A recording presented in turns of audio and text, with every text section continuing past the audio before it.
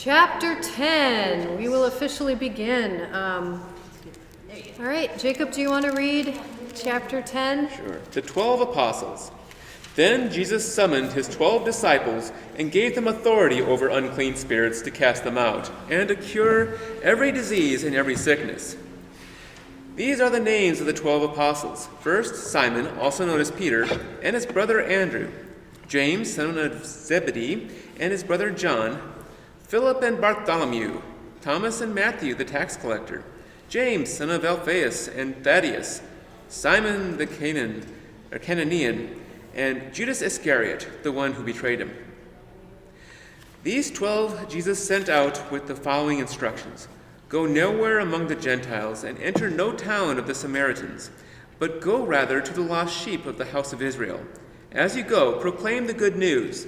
The kingdom of heaven has come near.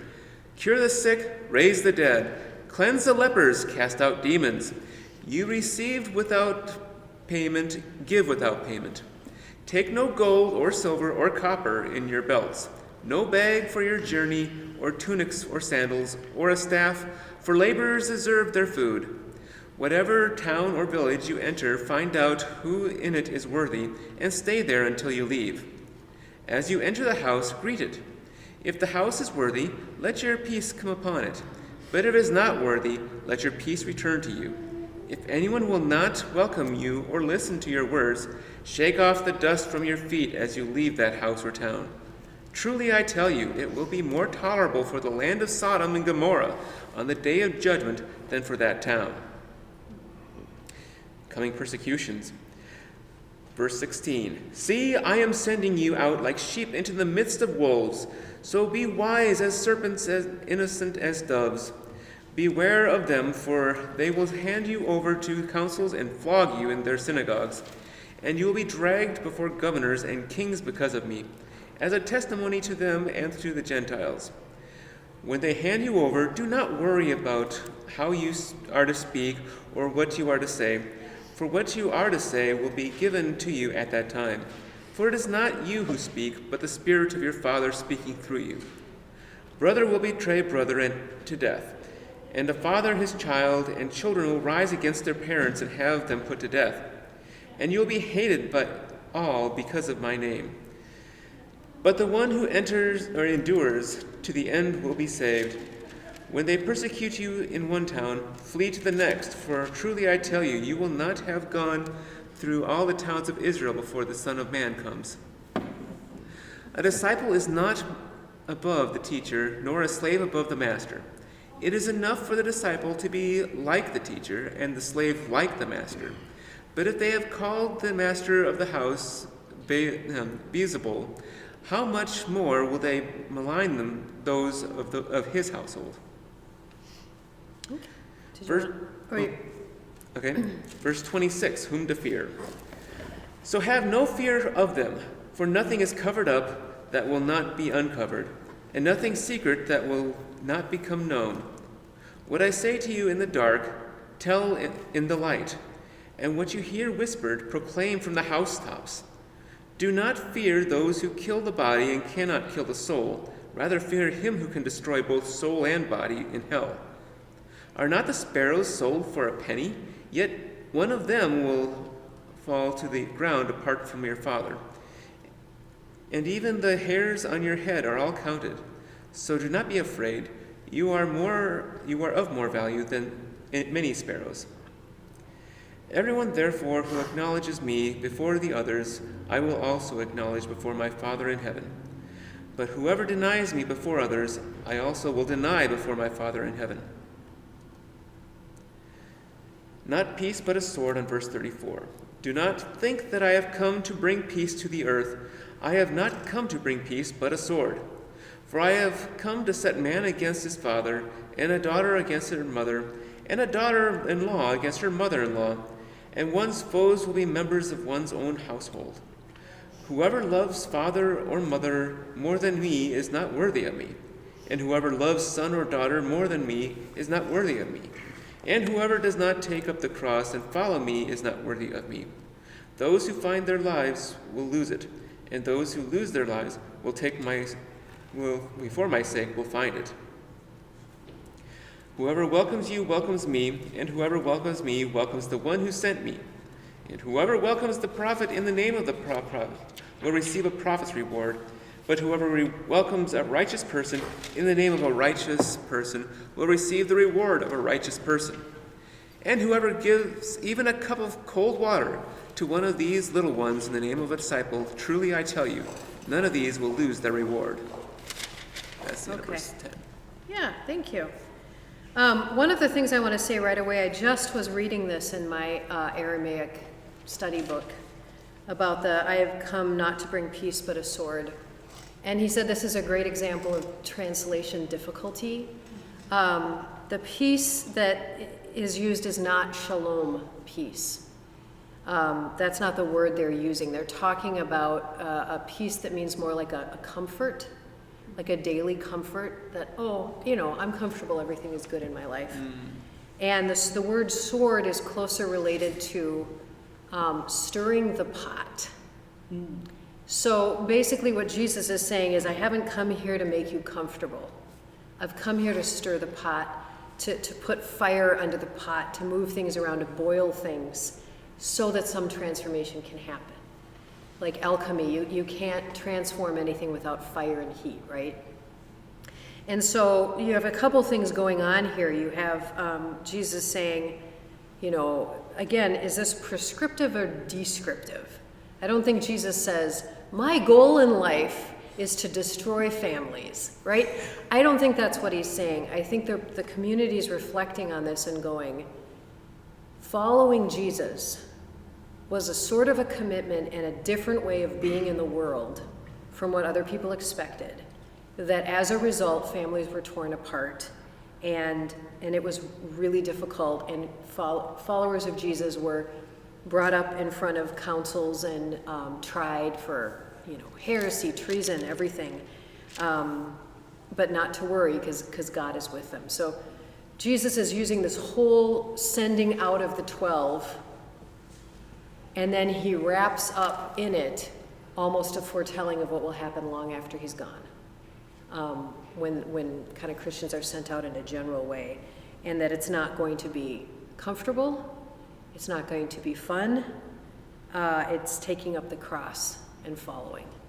So I know that's been a phrase that's been a stumbling block for like everyone I've ever heard talk about it, because they're like, yeah, Jesus was a pacifist. He was. And there's only like two parts in the entire Bible or in the entire Gospels that seem to indicate something else, and this is one of them. So it makes way more sense to say, yeah, he was a pacifist and he came to bring peace, but sometimes to get to shalom, you got to go through some stuff, right? You got to turn up the heat, and people are going to be uncomfortable. So, and that makes a lot more sense too, in that context than the whole sword aspect, and suddenly bringing up imageries of war, which, yes, the Christian church has had a heck of a share of wars in the past, both within and without. But especially taken in the context of those specific days where he was gathering people who would follow him and basically challenging the organization of the Jewish faith at the time and the corruption of the Pharisees at the time, and what they were teaching certainly would turn families apart. As those who wanted to adhere to the laws that they grew up with were now at odds of the teachings of this new 30-something guy who's saying, no, you got it all wrong, and oh, by the way, I'm the Son of God. And well, okay, he kept that quiet, but at the same time, a lot of people were starting to talk about that. Well, and another way to think about it too, because he actually does say earlier, let your peace come upon the house, and then if they don't accept it, let the peace return. So he is talking about here, you are bearers of peace. So we don't want this confusing line to say, oh yeah, no, we're not supposed to be bringers of peace. I just lost it. Okay, here it is. a lot of the difficulty I'm reading about between the growing Christian community and the Jewish people wasn't always about the interpretation of law.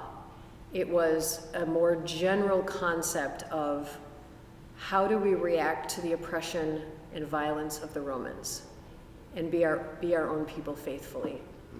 And in 70 AD, part of how that manifested was Christians were opting out of the violence of violently revolting against the Romans.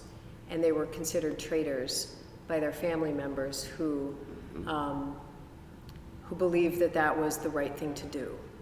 And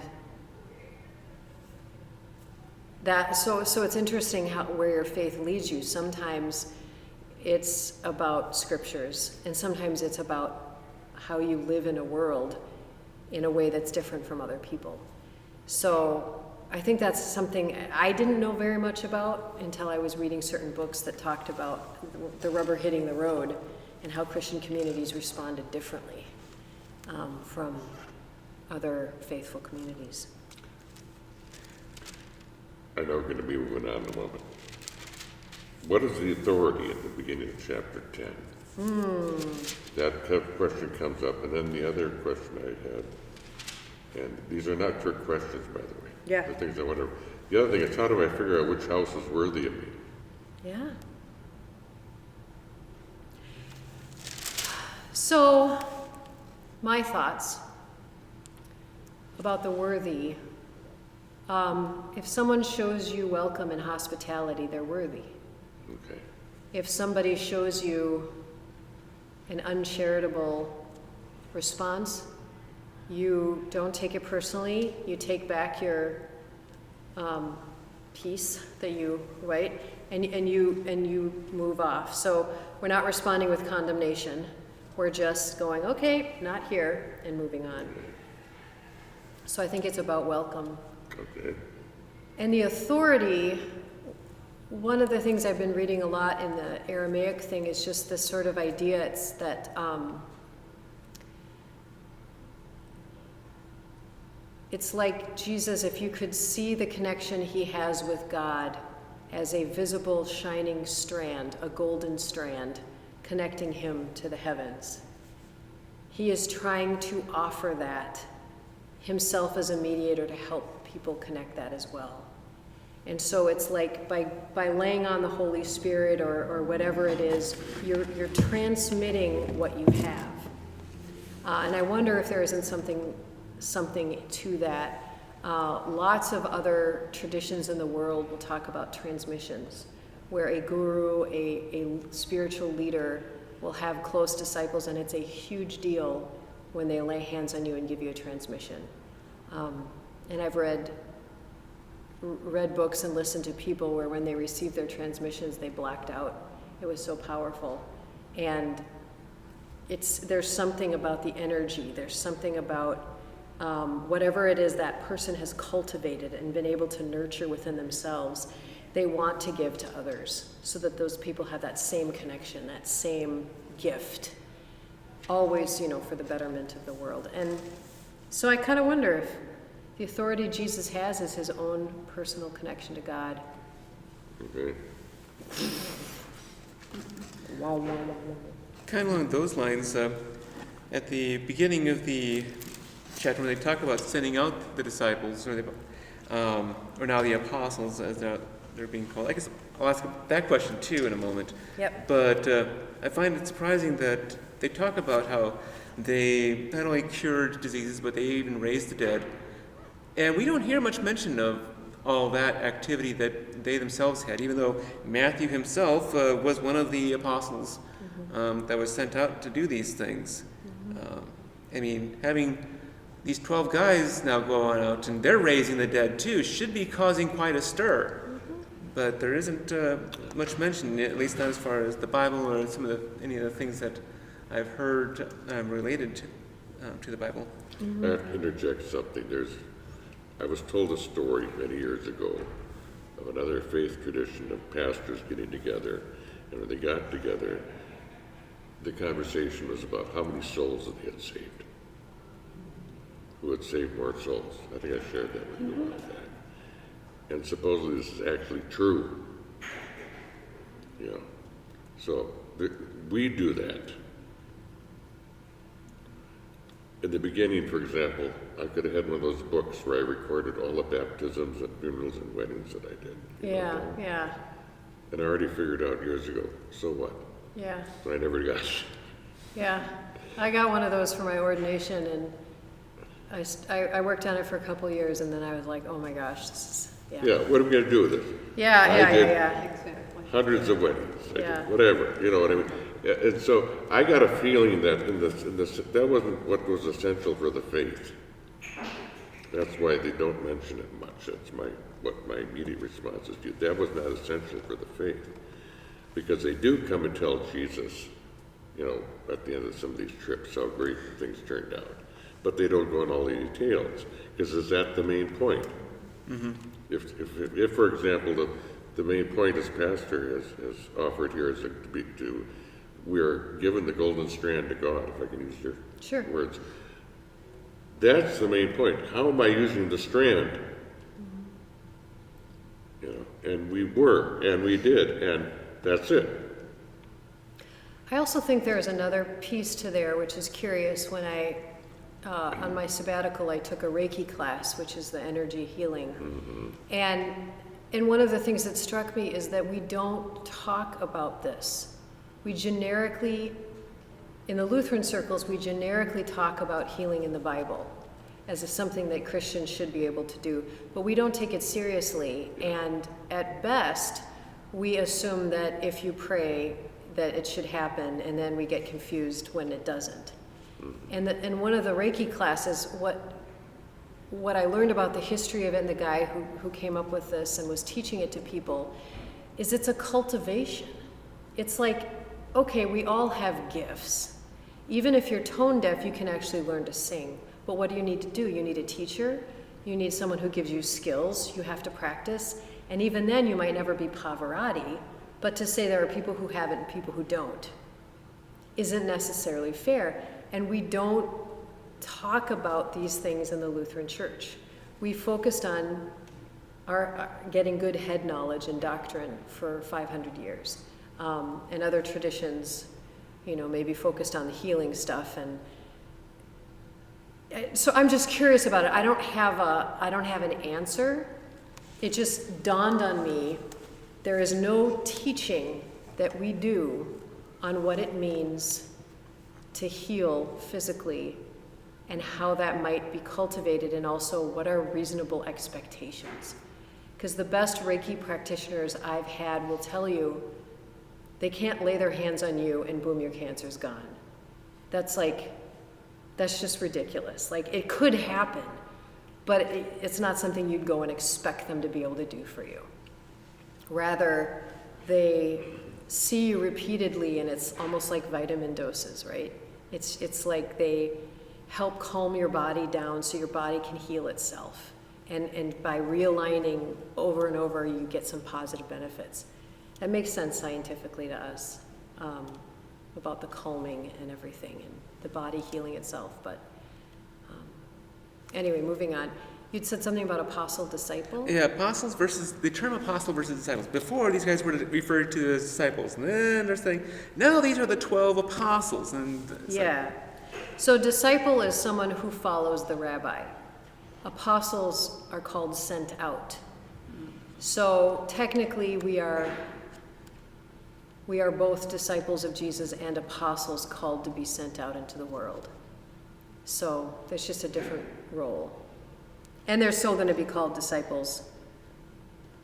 But yeah, if you do hear apostle, it's because in that moment they were sent out. Okay. Yeah. Let's go on to 11 and read that. Kirsten, do you want to read 11? Sure. Now when Jesus had finished instructing his 12 disciples, he went on from there to teach and proclaim his message in their cities. When John heard in prison what the Messiah was doing, he sent word by his disciples and said to him, "Are you the one who is to come, or are we to wait for another?" Jesus answered them, "Go and tell John what you hear and see. The blind receive their sight, the lame walk, the lepers are cleansed, the deaf hear, the dead are raised, and the poor have good news brought to them. And blessed is anyone who takes no offense in me." As they went away, Jesus began to speak to the crowds about John. "What did you go out in the wilderness to look at? A reed shaken by the wind? What then did you go out to see? Someone dressed in soft robes? Look, those who wear soft robes are in royal palaces. What then did you go out to see? A prophet? Yes, I tell you, and more than a prophet. This is the one about whom it is written, 'See, I am sending my messenger ahead of you, who will prepare your way before you.' Truly I tell you, among those born of women, no one has arisen greater than John the Baptist, yet the least in the kingdom of heaven is greater than he. From the days of John the Baptist until now, the kingdom of heaven has suffered a violence, and the violent take it by force. For all the prophets and the law prophesied until John came. And if you're willing to accept it, he is Elijah who is to come. Let anyone with ears listen. But to what will I compare this generation? It is like children sitting in the marketplaces and calling to one another. We played the flute for you, and you did not dance. We wailed, and you did not mourn. For John came neither eating nor drinking, and they say, 'He has a demon.' The Son of Man came eating and drinking. They say, 'Look, a glutton and a drunkard, a friend of tax collectors and sinners.' Yet wisdom is vindicated by her deeds." Then he began to reproach the cities in which most of his deeds of power had been done, because they did not repent. "Woe to you, Chorazin! Woe to you, Bethsaida! For if the deeds of power done in you had been done in Tyre and Sidon, they would have repented long ago in sackcloth and ashes. But I tell you, on the day of judgment, it will be more tolerable for Tyre and Sidon than for you. And you, Capernaum, will you be exalted to heaven? No, you'll be brought down to Hades. For if the deeds of power done in you had been done in Sodom, it would have remained until this day.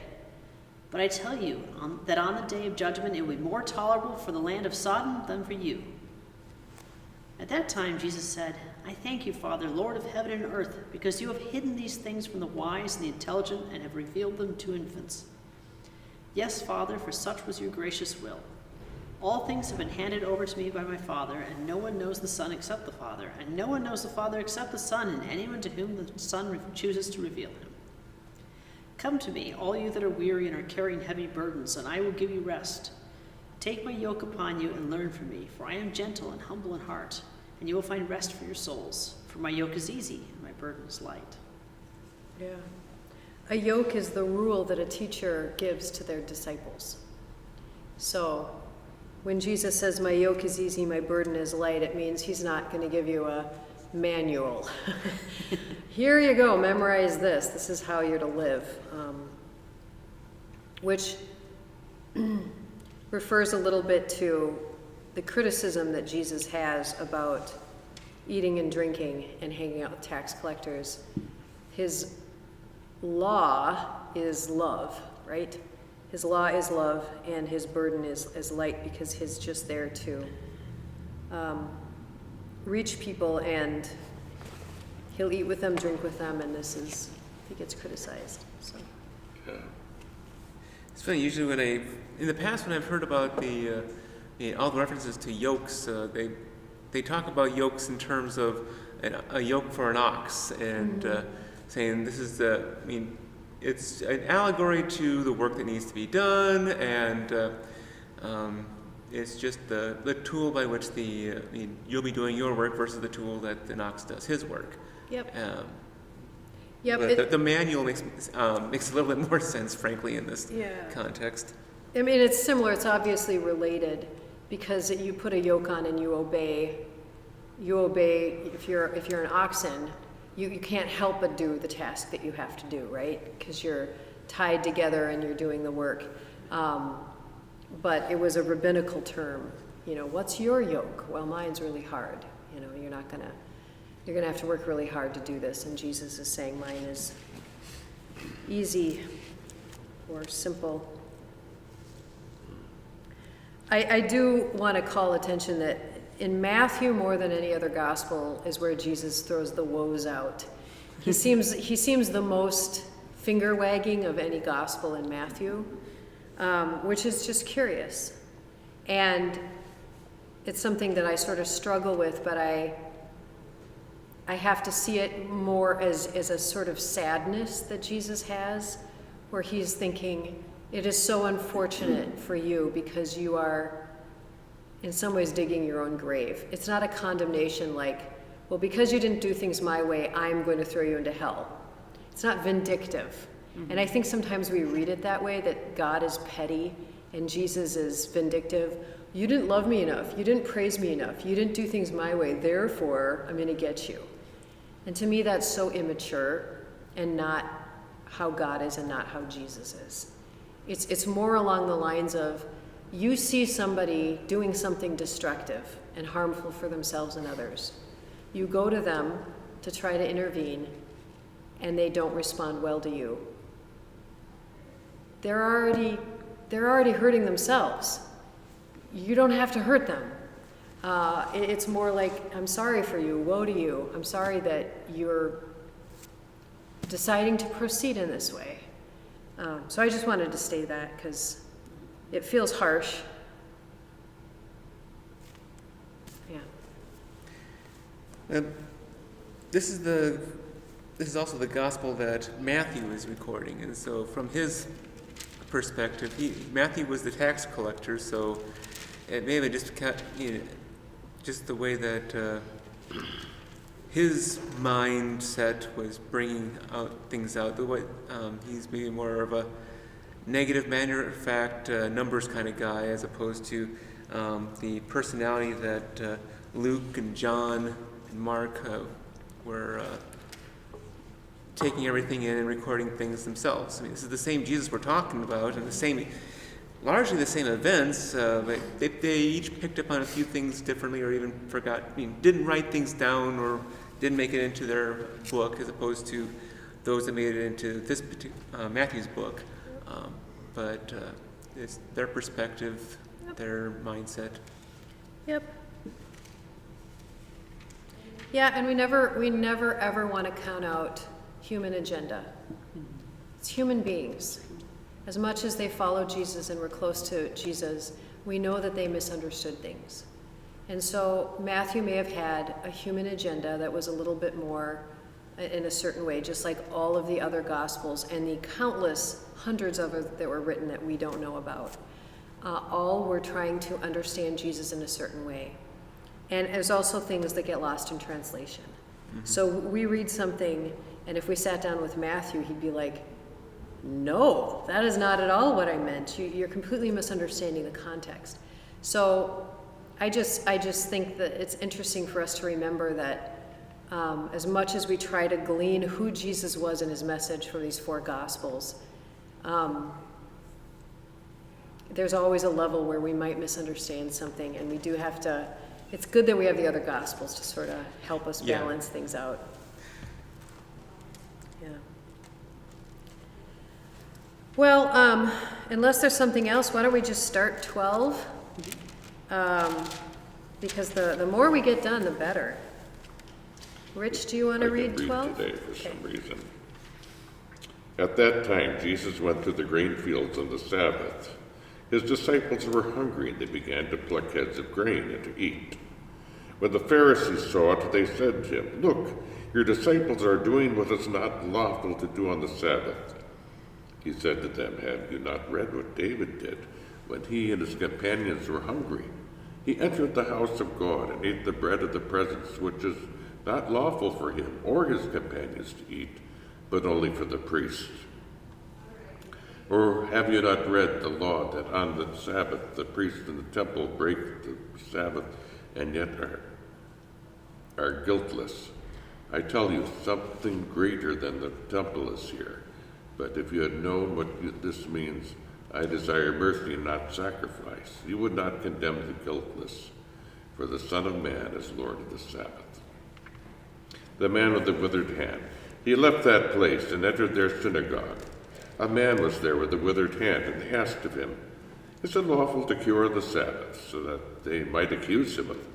He said to them, "Suppose one of you has only one sheep, and it falls into a pit on the Sabbath. Will you not lay hold of it and lift it out? How much more valuable is a human being than a sheep? So is it lawful to do good on the Sabbath?" Then he said to the man, "Stretch out your hand." He stretched it out, and it was restored, as sound as the other. But the Pharisees went out and conspired against him how to destroy him. God's chosen servant. When Jesus became aware of this, he departed. Many crowds followed him, and he cured all of them, and he ordered them not to make him known. This was to fulfill what had been spoken through the prophet Isaiah. Here is my servant whom I have chosen, my beloved, with whom my soul is well pleased. I will put my spirit upon him, and he will proclaim justice to the Gentiles. He will not wrangle or cry aloud, nor announce, nor will anyone hear his voice in the streets. He will not break a bruised reed or quench a smoldering wick until he brings justice to victory. And in his name the Gentiles will hope. Jesus and Beelzebul. Then they brought to him a demonic who was blind and mute, and he cured him, so that the one who had been mute could speak and see. All the crowds were amazed and said, "Can this be the son of David?" When the Pharisees heard it, they said, "It is only by Beelzebul, the ruler of demons, that this fellow casts out the demons." He knew what they were thinking and said to them, "Every kingdom divided against itself is laid waste, and no city or house divided against itself will stand. If Satan casts out Satan, he is divided against himself, but then will his kingdom stand? If I cast out demons by Beelzebul, by whom do your own exorcists cast them out? Therefore they will be your judges. But if it is by the Spirit of God that I cast out demons, then the kingdom of God has come to you. For how can one enter a strong man's house and plunder his property without first tying up the strong man? Then indeed the house can be plundered. Whoever is not with me is against me. Whoever does not gather with me scatters. Therefore I tell you, people will be forgiven for every sin and blasphemy, but blasphemy against the Spirit will not be forgiven.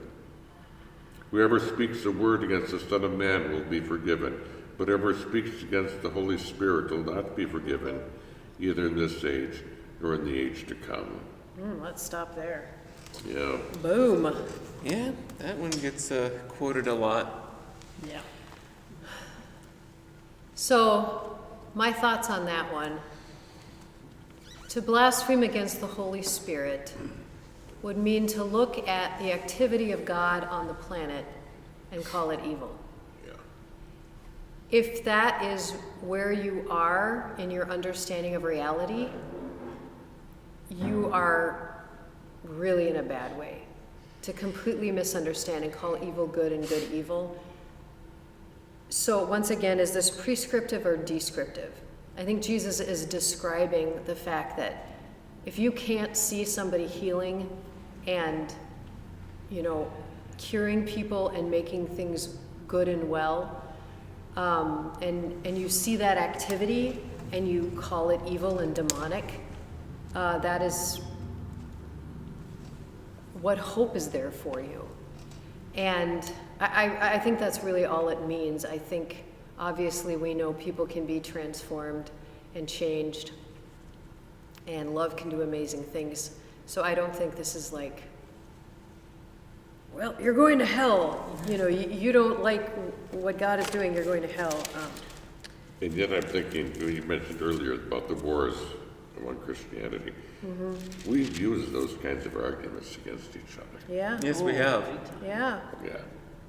Like, if people could go to hell for blasphemy, then we have to do everything in our power to save them, right? Well, that's You another can way of justify looking. a lot See, of that- that see, that- argument. That's another way of saying I'm responsible for you. But I always think of the people who rejoice that you're going to hell. Oh, that, Because you don't that agree is with- nasty, doesn't it? Yeah, I mean, how much have we done that? Yeah. I was You can listening say last once night. they do that, they don't matter to you anymore, too, because Yeah. if they're that unforgivable, it doesn't matter what you do. Was it- right? There was an interview going on the news last night regarding Japanese internment, World War II. Oh, yeah. And how her father, who had been a storekeeper and whatever he did, and everybody knew him, and good guy, whatever, how they were all gathered up and interred. And that made me think again of McCarthyism back in the 50s. We got this fear. You referred to this in your sermons. We got this fear, we act on it. So I've got to lock you up so I'm protected. And this whole mega business going on still, how far away can we get from each other? Yeah, I was specifically thinking about when you talk about the talking ill of healing people, and I was thinking about the politicization of the vaccine and how, even though it was in Trump's own administration that helped foster the development of the vaccines, and then they turned against it, and it was those who turned against the vaccine and chose not to take the vaccine were therefore not protected by the vaccine, and they suffered terrible losses of life. Yeah, and I would think of an extreme Republican who said it was just the weak Republicans who died. Yeah. Well, and I think it's, when I read this whole section just reminds me, here Jesus is doing a good thing, and he's responded to very poorly by religious leaders who should by all means know better. Yeah. And then he ends up being accused of basically doing something demonic, and he's like, that doesn't make any sense. How can you invoke evil to do something good? It doesn't make any sense.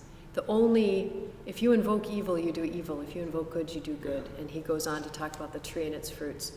But I can imagine the sadness and frustration of saying, how can you not see that what's happening is good? You're so stuck in this is the box in which we're supposed to do things, and anything out of this box is evil. And I say that when we talk about like the way we see people missing the boat in this culture as well, whether it's religiously or politically, I think there's a sadness as well in saying, when we can't even see when something it would be good for people, good for us, because we're so caught in a fear-based controlling box of, well, this is the only way to see it. Unfortunately, the keeps moving, right? The box keeps moving as leaders keep saying, well, now this is bad, and this is bad, and this is... it's just such a human tendency is what I want to say. Yes. I'm sure what we're experiencing now and getting frustrated by, it's always been. There have always been people who miss the bigger picture and don't always see the good for what it is because it doesn't look like what they've been trained to believe is okay. Well, and it's also good for who? Yeah. So old monkey business down in Florida, we're not supposed to teach about history anymore. Oh, man. That makes us white people look in a bad light. Right. Does this feel bad? Yeah, because it makes us feel bad.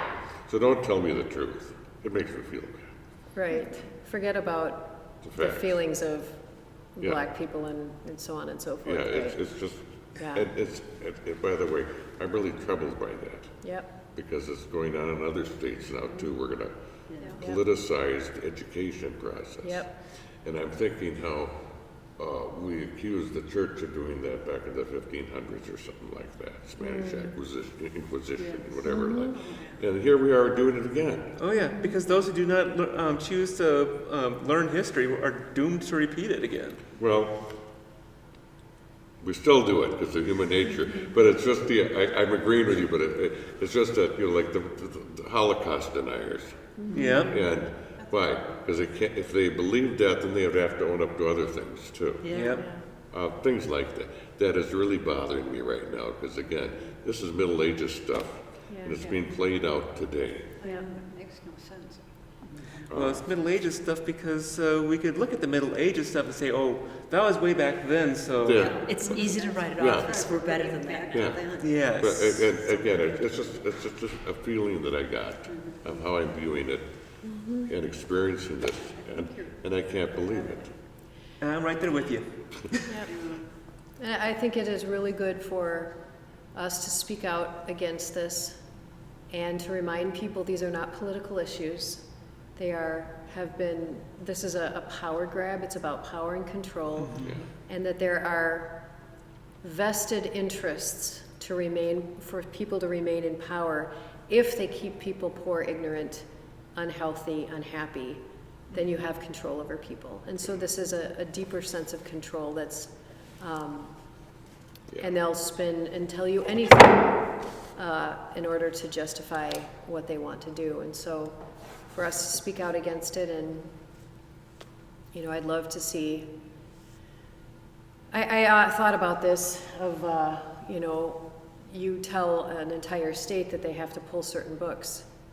Then you're relying on people to do it. What if nobody did it? What if everybody absolutely refused and said, no, we're not going to do it? Well, there would be consequences, but...